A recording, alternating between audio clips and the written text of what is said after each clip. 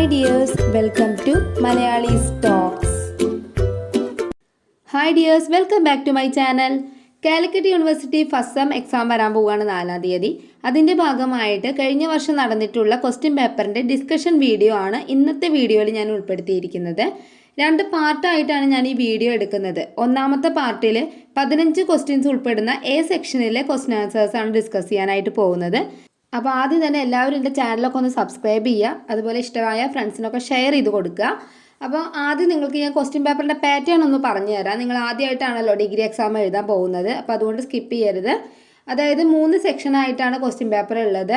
A section എന്ന് പറയുന്നത് 2 mark വീതമുള്ള 15 ചോദ്യങ്ങളാണ് ഉൾപ്പെടുന്നത്. അപ്പോൾ ഇതിൽ 15 ചോദ്യങ്ങളെന്ന് വരുമ്പോൾ നിങ്ങൾക്ക് ശരിക്കും കിട്ടുന്ന മാർക്ക് 30 മാർക്കാണ്. എല്ലാ ക്വസ്റ്റ്യനും അറ്റൻഡ് ചെയ്ത് കഴിഞ്ഞാൽ 30 മാർക്ക് കിട്ടും.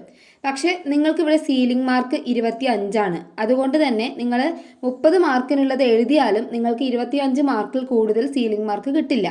രണ്ടാമത്തെ സെക്ഷൻ എന്ന് പറയുന്നത് 5 മാർക്ക് വീതമുള്ള 8 ചോദ്യങ്ങളാണ് വരുന്നത്. അപ്പോൾ ഇതിൽ സീലിംഗ് മാർക്ക് വരുന്നത് 35ആണ്. ശരിക്കും 40 മാർക്ക് കിട്ടേണ്ടതാണ് മൊത്തത്തിൽ എല്ലാ ക്വസ്റ്റ്യനും നിങ്ങൾ അറ്റൻഡ് ചെയ്ത് കറക്റ്റ് ആൻസർ വന്നു കഴിഞ്ഞാൽ. പക്ഷേ 35 മാർക്കാണ് സീലിംഗ് മാർക്ക് വരുന്നത്. മൂന്നാമത്തെ സെക്ഷൻ സി സെക്ഷൻ ആണ്. ഇത് എസ് എ ക്വസ്റ്റ്യൻ്റെ സെക്ഷനാണ്. 4 ക്വസ്റ്റ്യൻസ് ആണ് ഇതിൽ വരിക. ഇതിൽ സീലിംഗ് മാർക്ക് ഇല്ല. നിങ്ങൾക്ക് ചോയ്സ് ഉണ്ട്. 4 ക്വസ്റ്റ്യനിൽ 2 എഴുതിയാൽ മതി. ഒരു ക്വസ്റ്റ്യന് 10 മാർക്കാണ് കിട്ടുക. ഓക്കെ, അപ്പോൾ ഇതൊക്കെയാണ് ക്വസ്റ്റ്യൻ പേപ്പറിൻ്റെ പാറ്റേൺ എന്ന് പറയുന്നത്. ഇനി ഞാൻ ഏറ്റവും ഇമ്പോർട്ടൻ്റ് ആയിട്ടുള്ളൊരു കാര്യം നിങ്ങളോട് പറയാൻ പോവുകയാണ്.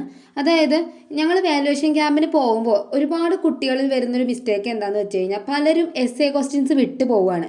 ചിലപ്പോൾ സമയമില്ലാഞ്ഞിട്ടാവാം, ചിലപ്പോൾ അറിയാഞ്ഞിട്ടാവാം. പക്ഷേ എനിക്ക് നിങ്ങളോട് പറയാനുള്ളത്, നിങ്ങൾ ഏറ്റവും കൂടുതൽ ശ്രദ്ധിക്കേണ്ട ഒരു ക്വസ്റ്റ്യനാണ് എസ് എ ക്വസ്റ്റ്യൻ എന്ന് പറയുന്നത്. കാരണം ഒരു ക്വസ്റ്റ്യൻ തന്നെ 10 മാർക്കാണ് അതിൽ കിട്ടുന്നത്. അപ്പോൾ നിങ്ങൾ വിട്ടുപോയി കഴിഞ്ഞാൽ നിങ്ങൾക്ക് നഷ്ടമാകുന്ന ഒരുപാട് മാർക്കായിരിക്കും. അതുകൊണ്ട് തന്നെ നിങ്ങൾ ആദ്യം തന്നെ എസ് എ ക്വസ്റ്റ്യൻ്റെ ആൻസർ എഴുതാൻ ശ്രമിക്കുക. എങ്കിൽ നിങ്ങൾക്ക് ടൈം അഡ്ജസ്റ്റ് ചെയ്ത് എഴുതാനായിട്ട് സാധിക്കും. അപ്പോൾ അതുകൊണ്ട് പ്രത്യേകം അത് ശ്രദ്ധിക്കുക. അതെനിക്ക് നിങ്ങളോട് പറയാനുള്ളൊരു കാര്യമാണ്. ആരും എസ് എ ക്വസ്റ്റ്യൻസ് വിട്ട് കളയരുത്. ഓക്കെ, അപ്പോൾ നമുക്ക് ഒന്നാമത്തെ ചോദ്യം എന്താണെന്ന് നോക്കാം. ഒന്നാമത്തെ ചോദ്യം, MP പോൾ എന്ന നിരൂപകനെ പരിചയപ്പെടുത്തുക. അപ്പോൾ ഈ ഒരു ക്വസ്റ്റ്യൻ കേട്ടപ്പോൾ തന്നെ നിങ്ങൾക്ക് മനസ്സിലായിട്ടുണ്ടാവും. ഈ ചോദ്യം വന്നിരിക്കുന്നത് ഒന്നാമത്തെ പാഠഭാഗമായിട്ടുള്ള സൗന്ദര്യത്തിൻ്റെ അധിഷ്ഠാനത്തിൽ നിന്നാണ്. അതിൽ MP പോളിനെ കുറിച്ചിട്ടാണ് എഴുതാൻ പറഞ്ഞിരിക്കുന്നത്. ആ ടെക്സ്റ്റ് ബുക്കിൽ തന്നെ MP പോളിനെ കുറിച്ച് തുടക്കത്തിൽ കൊടുത്തിട്ടുണ്ട്. മലയാള സാഹിത്യത്തിലെ പ്രശസ്ത നിരൂപകനാണ് MP പോൾ. പുരോഗമന സാഹിത്യ പ്രസ്ഥാനത്തിന് തുടക്കം കുറിക്കുന്നതിൽ പങ്കുവഹിച്ചു. സാഹിത്യ പ്രവർത്തക സഹകരണ സംഘത്തിൻ്റെ രൂപവൽക്കരണത്തിൽ പങ്കുവഹിച്ചു. സാഹിത്യ വിമർശനത്തിന് ആധുനിക പരിപ്രേക്ഷ്യം നൽകി. അദ്ദേഹത്തിൻ്റെ പ്രശസ്തമായ 1-2 കൃതികളെ നിങ്ങൾക്കിവിടെ കൂട്ടിച്ചേർക്കാം. പ്രൗഢമായ ഗദ്യശൈലി കൊണ്ട് തന്നെ വളരെ പ്രശസ്തമാണ് അദ്ദേഹത്തിൻ്റെ രചനകൾ എന്ന് പറയുന്നത്.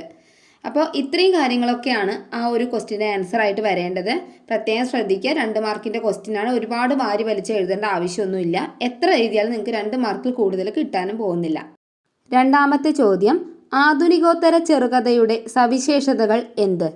ഈ ചോദ്യത്തിൻ്റെ ഉത്തരം വരുന്നത് ദാർശനിക ബോധം, ആത്മത്തിൻ്റെ ആഖ്യാന വഴി, മുൻധാരണകളില്ലാത്ത എഴുത്തുവഴി, സാംസ്കാരികമായ അന്വേഷണങ്ങൾ, വിപണി, മാധ്യമം, സ്ത്രീവാദം, ദളിത്വാദം, പരിതസ്ഥിതി തുടങ്ങിയിട്ടുള്ള ആശയമണ്ഡലങ്ങളൊക്കെയാണ് ഈ ഒരു ആധുനികോത്തര ചെറുകഥയുടെ സവിശേഷതകളായിട്ട് നമ്മൾ പറയുന്നത്. മൂന്നാമത്തെ ചോദ്യം, കുറിപ്പെഴുതുക. MN വിജയൻ.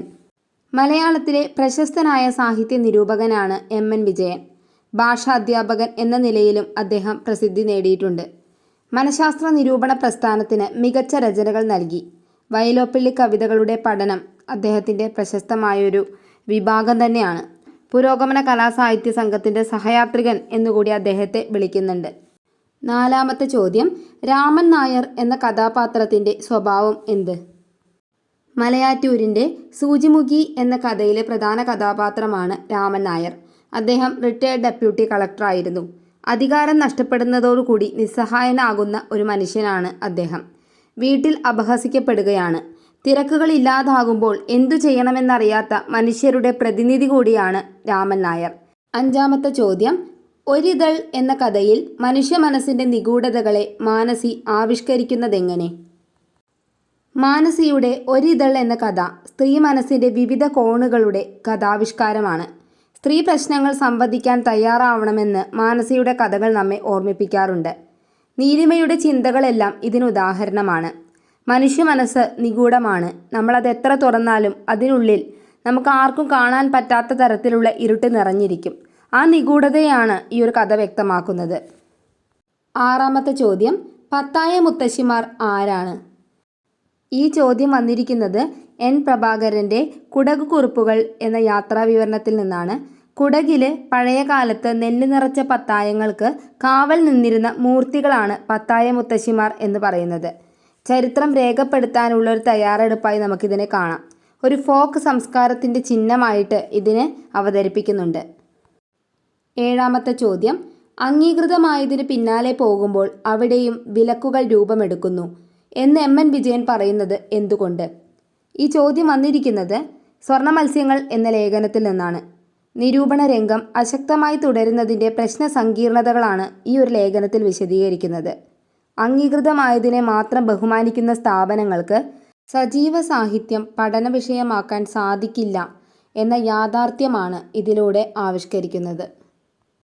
എട്ടാമത്തെ ചോദ്യം, അതെ അതെ നോക്കി രസിക്കായിരുന്നു അല്ലേ, സന്ദർഭം ഏത്? മലയാറ്റൂരിൻ്റെ സൂചിമുഖി എന്ന കഥയിൽ രാമൻ നായരുടെ ജീവിതത്തെക്കുറിച്ചാണ് പറയുന്നത്. ഇവിടെ അദ്ദേഹം ഓഫീസിൽ ദുർവാസാവാണെങ്കിലും ഭാര്യയുടെ മുന്നിൽ ഒരു ഭീരുവാണ്. സൂചിമുഖി എന്ന പക്ഷിയെ തെരഞ്ഞ് രാമൻ നായർ നോക്കുന്ന സമയത്ത് അപ്പുറത്തെ വീട്ടിലെ കമലം എന്ന പെൺകുട്ടിയെ നോക്കുകയാണ് എന്ന് തെറ്റിദ്ധരിച്ച് ഭാര്യയുടെ മുന്നിൽ അപഹാസ്യനാകുന്ന രാമൻ നായരുടെ ആ ഒരു സന്ദർഭമാണ് ഇവിടെ വിശദീകരിക്കുന്നത്. ഒൻപതാമത്തെ ചോദ്യം, അവിടെ തളർന്നു വീണാൽ തനിക്ക് പരിക്കു പറ്റില്ല, ആശയം വ്യക്തമാക്കുക. എം സുകുമാരൻ്റെ അയൽരാജാവ് എന്ന കഥയിൽ കഠിനാധ്വാനിയായ ഒരു ശില്പിയെക്കുറിച്ചാണ് പറയുന്നത്, ഉമാപതി. അദ്ദേഹത്തിൻ്റെ സംഭാഷണങ്ങളിലൂടെ വിചാരങ്ങളിലൂടെയാണ് ഈ കഥ വികസിക്കുന്നത്. ആഖ്യാനം കൊണ്ട് വായനയുടെ അപാരമായ ഉള്ളാഴങ്ങൾ തുറന്നു കാണിക്കുന്ന ഒരു കഥയാണ് അയൽരാജാവ്. ഉമാപതി അയൽരാജ്യത്തേക്ക് എത്തിയപ്പോൾ അദ്ദേഹം പറയുന്നുണ്ട്, ഞാനിവിടെ തളർന്നു വീണാലും തനിക്കൊന്നും പറ്റില്ല, കാരണം അവിടെ നീലക്കമ്പളം നീട്ടി വിരിച്ചിട്ടുണ്ടായിരുന്നു. പത്താമത്തെ ചോദ്യം, സമയമല്ല പ്രധാനം, നമുക്കൊക്കെ പോകേണ്ടി വരുന്നു എന്നുള്ളതാണ്, സന്ദർഭം വ്യക്തമാക്കുക. മാനസിയുടെ ഒരിതൾ എന്ന കഥയിൽ നിന്നാണ് ഈ സംഭാഷണം വന്നിരിക്കുന്നത്. ഇത് പറയുന്നത് ബാലുവാണ്. ബാലുവും നീലിമയും തമ്മിലുള്ള സംഭാഷണത്തിനിടയിലാണ് ഇങ്ങനെ പറയുന്നത്. 11ാമത്തെ ചോദ്യം, എൻ്റെ മരണവാർത്ത കേട്ട് നീ വരേണ്ടതില്ല, ആരുടെ വാക്കുകൾ? ഈ ചോദ്യം വന്നിരിക്കുന്നത് 100 സിംഹാസനങ്ങൾ എന്ന നോവലിൽ നിന്നാണ്. പ്രജാനന്ദ സ്വാമിയുടെ വാക്കുകളാണിത്.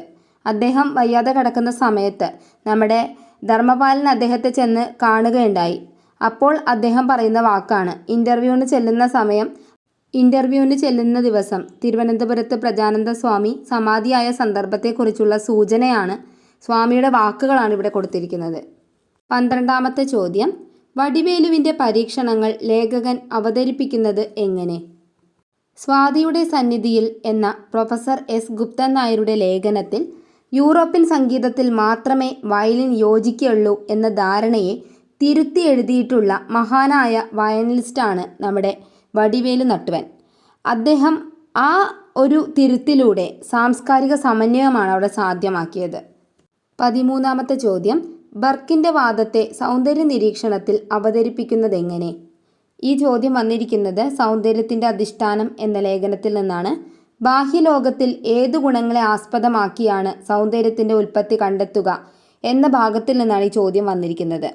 ആ ഗുണങ്ങൾ ഭൗതികമോ അഭൗതികമോ എന്ന് ചിന്തിച്ച് ഭൗതികമായ ഗുണങ്ങളെ ആധാരമാക്കി സൗന്ദര്യം നിർണയം നടത്താൻ തയ്യാറായ കലാചിന്തകനാണ് ബർക്ക്. രമണീയം, മഹനീയം എന്നിവയിലെ മഹത്വത്തിലൂടെയാണ് അദ്ദേഹം ഇപ്രകാരം സൗന്ദര്യ നിർണയം നടത്തിയത്. 14ാമത്തെ ചോദ്യം, ദാമ്പത്യ ജീവിതം സൂചിമുഖിയിൽ ആവിഷ്കരിച്ചിരിക്കുന്നത് എങ്ങനെ?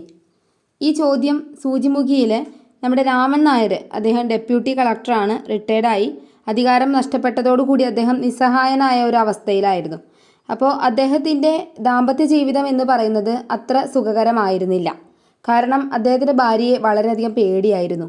അദ്ദേഹത്തിൻ്റെ തിരക്കുകളൊക്കെ ഇല്ലാതാകുമ്പോൾ എന്തു ചെയ്യണം എന്നറിയാത്തൊരവസ്ഥയിലായിരുന്നു അദ്ദേഹം.